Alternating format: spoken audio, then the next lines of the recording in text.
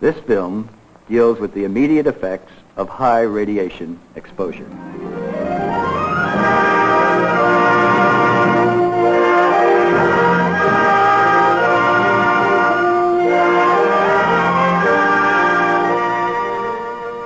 When farm animals receive external doses of gamma radiation, a few generalizations may be made about the immediate effects.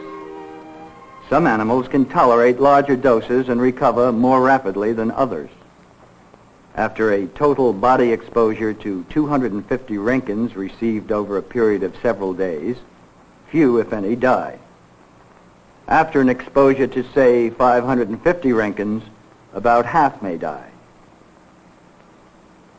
After a brief exposure to 1,000 Roentgens, few, if any, survive.